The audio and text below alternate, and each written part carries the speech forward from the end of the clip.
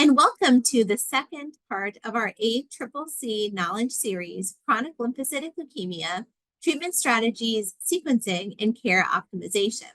This is Session 2, Therapy Selection and Sequencing in CLL. My name is Jennifer Woyach. I'm a professor of medicine and the director of the Division of Hematology at The Ohio State University. My co-presenter is Dr. Adam Kittai, Associate Professor of Medicine and leader of the CLL Clinical Research Program at the Icahn School of Medicine at Mount Sinai Hospital.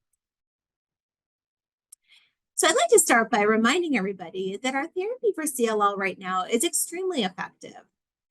In the figure here, you can see an analysis that was performed looking at patients who were treated with ibrutinib, our first generation Bruton's tyrosine kinase or BTK inhibitor, on clinical trials that were sponsored by Pharmacyclics. And you can see that compared to an age-matched general population, there actually was no difference in overall survival from CLL diagnosis for these patients, suggesting that at this point, most of our patients, especially those who have favorable risk profiles, can expect to live a normal lifespan. We also know that there are a number of therapies that we can use as our initial treatment for patients with CLL, and it's not clear that there is one sequence of therapy that is the best for all patients. Because of this, choice of specific therapy should be based on a number of different features, and we're going to discuss the focus on comorbidities and medications, genetic markers, and preferences and goals, and how these might play into your treatment decisions for your patients with CLL. So when we think about comorbidities and medications, because all of our therapies that we're thinking about in the frontline setting are targeted treatments, we're not as much worried about fitness status when deciding who is appropriate for a therapy and what type of therapy a patient can tolerate. We really think more about comorbidities in the context of potential toxicities with different types of drugs. We also think about concomitant medications in terms of drug interactions as well as toxicities. So here is a table looking at some of the toxicities that we can expect from the covalent and the non-covalent BTK inhibitors. So just as a reminder, the first generation BTK inhibitor was ibrutinib.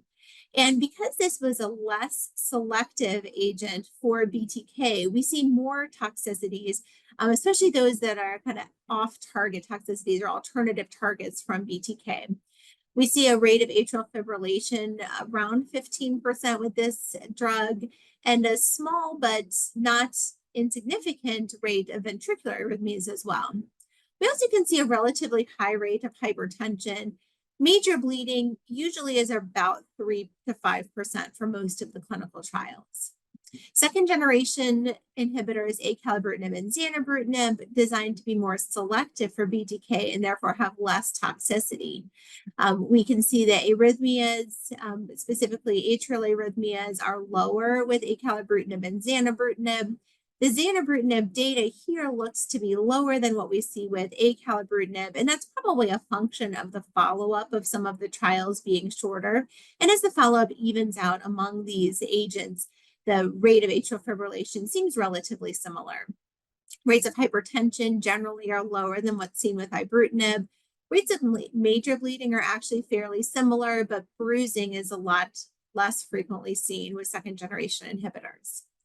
Pirtobrutinib is our first-in-class non-covalent inhibitor of BTK. This is also a very selective molecule and has been very well tolerated with low rates of atrial fibrillation, low rates of hypertension, risk of major bleeding about 2.4%. And so you can see how some of these toxicities, especially in a patient who might be on anticoagulation or might have hypertension as a comorbidity, you may want to choose one of these drugs versus a different one because of that. This is a matched indirect comparison study of acalabrutinib with or without obinutuzumab versus zanubrutinib, looking at toxicity rates between these two drugs from the available databases from the clinical trials. This is a study that was sponsored by AstraZeneca, but it does, I think, present a fairly well-balanced view of toxicities between the two drugs. On the top part of the figure is looking at acalabrutinib plus obinutuzumab versus zanubrutinib with some of the common toxicities we see with BTK inhibitors. And you can see here, there's a lower rate of neutropenia as well as arthralgias for zanubrutinib compared with acalabrutinib plus obinutuzumab in this indirect comparison. On the bottom, we have the head-to-head acalabrutinib versus zanubrutinib. Here we can see what I want you to take away from this slide, that the two drugs are probably more similar than they are different, with a trend towards hypertension being lower in this analysis for acalabrutinib versus zanubrutinib, although grade 3 hypertension actually was the same between the two. When we think about venetoclax, we have a different set of side effects that we think about. So one of these is tumor lysis syndrome, and this is just because of the ability of venetoclax to kill CLL cells very rapidly.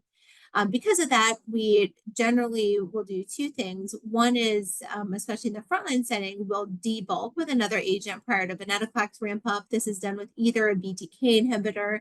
With the recent data from Amplify, this could potentially be with acalabrutinib. In other scenarios, it's been done with ibrutinib or with obinutuzumab, with the venetoclax plus obinutuzumab therapy.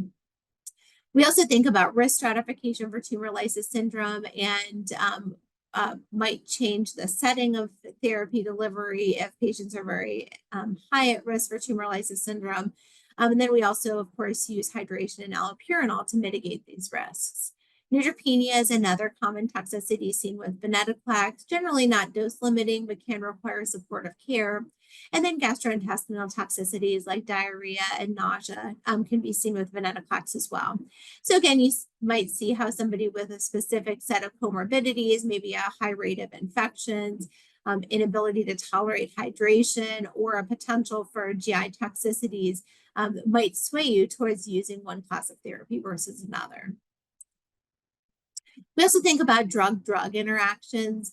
Here, this slide is specifically looking at BTK inhibitors, where we think about CYP3A4 modulators being able to increase or decrease the concentration of a BTK inhibitor. And then as well, just again, in the context of toxicities, patients that have an elevated bleeding risk with BTK inhibitors, this can be raised further if also treated with antiplatelet agents, NSAIDs, and some other drugs that, again, might modulate the activity of BTK. With venetoclax, we also think about CYP3A4 inhibitors, and some dose adjustment is required depending on the strong or moderate CYP3A4 inhibitor that's used. For inducers, we try to avoid administration with these or changing the CYP3A4 inducer to a different medication. Moving on to genetic markers, there is a couple of features that are especially important for frontline CLL, and that specifically is the IGHV mutational status and the TP53 mutational status. When we're thinking about second or later line CLL, we also might think about resistance mutations that were acquired earlier with lines of therapy. So looking at IGHV mutational status, so this is a very good predictive biomarker for some therapies and a prognostic biomarker that both can tell us an estimate of time to first treatment, and with some therapies, how patients will do with treatment. With BTK inhibitors in general, there is not that much of an effect of IGHV mutational status on outcome. Here we're looking at the 6-year follow-up data, the 5-year follow-up data from acalabrutinib with or without obinutuzumab in the Elevate-TN study. And you can see with acalabrutinib plus obinutuzumab in the teal dotted and solid lines, patients who are mutated versus unmutated had similar outcomes. Same with acalabrutinib alone in the pink dotted versus solid lines. You see that the IGHV mutational status does not determine outcome. In contrast, though, the chemotherapy arm here, clonobesil plus obinutuzumab, patients who were IGHV mutated did much better than those who were IGHV unmutated. We see a similar trend with zanubrutinib. So this is data from the Sequoia trial. where patients who are IGHV mutated in green here compared to unmutated in blue had fairly similar outcomes at this time period. In contrast, again, the chemotherapy arm, bendamustine plus rituximab, those patients who were IGHV mutated had much longer progression-free survival compared to those that were IGHV unmutated. In contrast, with venetoclax plus obinutuzumab, and again, this is a fixed duration therapy, so 1 year of treatment and then patients go into observation, we do see more of a importance of IGHV mutational status on outcome. Here, this is the CLL14 trial, and we're looking at the blue lines for venetoclax plus obinutuzumab, and you can see the solid line, which is the IGHV mutated group, has progression-free survival median not yet reached, compared to 57 months for those patients with IGHV unmutated disease. And again, 57.3 months is actually a fairly good progression-free survival, especially in the setting of only 1 year duration of therapy, but it is a differentiating feature between the venetoclax or potentially the fixed duration regimens versus the continuous therapy regimens. P53 abnormalities, and again, this can be seen in CLL either as a mutation in TP53 or a deletion of part of chromosome 17, a 17p deletion. When we look at BTK inhibitors, again, there is fairly minimal impact of TP53 status on outcome. You can see this clearly here with the pink lines, where the dotted line, which is intact TP53, and the solid line, which is altered TP53, have a relatively similar progression-free survival at this time point. Interestingly, the acalabrutinib plus obinutuzumab, where we actually do see an overall improvement in progression-free survival, that's not seen in the group of patients with TP53 altered CLL, where in this setting that obinutuzumab does not seem to improve upon the treatment with acalabrutinib alone in that setting. With zanubrutinib, we don't have comparison data because the patients on the Sequoia study were treated as part of a separate cohort. But you can see here the patients with TP53 altered CLL treated with zanubrutinib have very good progression-free survival at a relatively short time period, but looking fairly similar to what we see in the cohort of patients who had intact TP53 at the same time point. Again, in contrast with venetoclax plus obinutuzumab, we see a much longer progression-free survival for those patients with wild-type TP53 and the dashed blue line here, compared to TP53 that is deleted or mutated in the solid line. So then thinking about our patients with relapsed CLL, so currently the most common sequencing strategy that's used in the United States is a BTK inhibitor by itself, and then switched at the time of progression to a venetoclax-based regimen or to another regimen. With BTK inhibitors given continuously at the time of relapse, we see most commonly a mutation in BTK at the C481 site, which is the site of drug binding. This is usually a cysteine to a serine mutation, but can be other things. We also can see mutations at at other parts of BTK, T474I, which is known as a gatekeeper mutation, and L528W, which is a kinase dead mutation. We also can see mutations in PLC gamma 2, which is the protein that's immediately downstream of BTK in the B-cell receptor signaling pathway. This figure is an analysis taken from the ELEVATE-RR study, which was acalabrutinib versus ibrutinib in patients with high-risk relapsed CLL. And we can see with both the acalabrutinib and ibrutinib arms, the most common mutation acquired at the time of relapse is a BTK C481S mutation. Interestingly, we do see some differences in the patterns of other mutations acquired with different BTK inhibitors. Here we see some patients who are treated with acalabrutinib acquiring that gatekeeper mutation T474I BTK, which was not seen in the ibrutinib arm. And conversely, one patient in the ibrutinib arm developed that kinase dead mutation L528W, which was not seen in the acalabrutinib arm.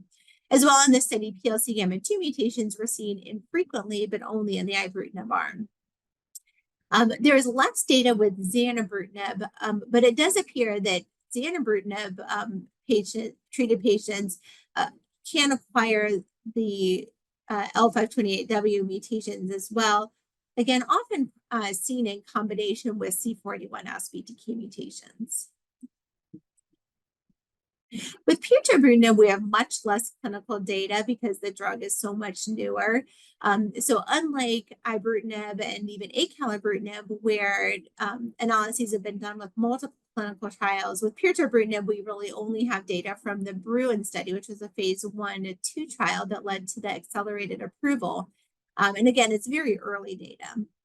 But you can see here, this is just an example of some of the mutations that we're seeing either prior to starting treatment with pirtobrutinib, again, remembering that these patients had previously been treated with covalent BTK inhibitors, and the mutations that were acquired at the time of relapse. We see the C41 mutations, again, most commonly seen with the covalent BTK inhibitors, seen in a lot of patients at baseline here in blue. And many times these actually go away at the time of clinical progression. Though sometimes when the goal would be mutations that are seen both at baseline and at the time of disease progression, and rarely these mutations come out at the time of disease progression. The T474I gatekeeper mutation generally is seen more at the time of disease progression than relapse, and same is seen with the L528W kinase dead mutation. So again, I think more to be learned about mutations in the setting of especially the non-covalent BTK inhibitors, but also the second generation covalent BTK inhibitors. But these can be very helpful when thinking about how we might sequence our therapies. So lastly, I want to mention preferences and goals. And this is, again, becoming more and more important in thinking about our treatment sequences in CLL, as our therapies are all generally very effective. And here we want to think about, would a fixed duration regimen be better for the patient's lifestyle versus a continuous treatment? Does the time intensity of initiation matter?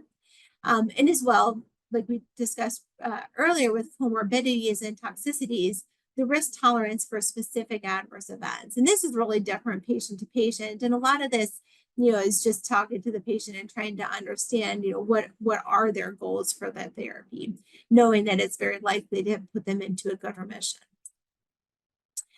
So then thinking a little bit about sequencing. Sequencing now is highly dependent on previous therapy for the first 2 lines of treatment. And we really don't have a lot of data to say that one sequence of therapy, either BTK inhibitor and then a venetoclax-based regimen, or a venetoclax-based regimen and then a BTK inhibitor-based regimen is better. So, therefore a lot of the frontline decision is what we've already mentioned, and the second line decision is what they did not have in the frontline setting. And the third line, we can consider non-covalent BTK inhibitors like pirtobrutinib, and maybe this is something that's going to even move up in the treatment landscape as more data comes out, versus CAR T therapy or chimeric antigen receptor T cell therapy. We do not recommend sequencing one covalent BTK inhibitor after another if the previous covalent BTK inhibitor was discontinued for disease progression. If a covalent BTK inhibitor was discontinued for toxicity and then progression occurs later, that is an appropriate time to try another covalent BTK inhibitor.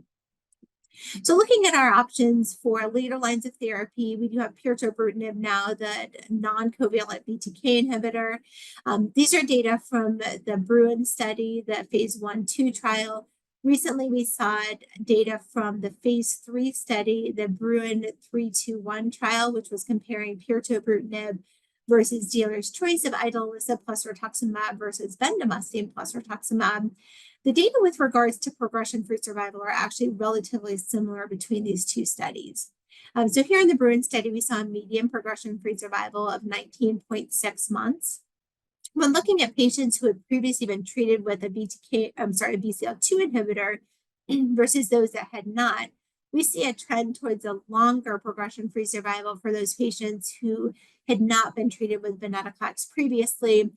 This is likely not a venetoclax specific phenomenon, but rather just earlier lines of therapy tends to lead to better outcomes. So now we have another paradigm of therapy that is possible for those patients with relapsed refractory CLL, and that's CAR T cell therapy with the lysocell product. These are some data from the Transcend 004 study, which led to accelerated approval of liso-cel for CLL. With liso-cel in general, we have a median progression-free survival of about 2 years. And we can see on this figure that those patients who have a deeper response tend to do very well, with the patients who have a complete response or complete response and incomplete mirror recovery having very prolonged progression-free survival. We're still acquiring more information over time to help us understand before treatment who are the ones that are likely to get a complete response versus the ones that are unlikely to respond to therapy.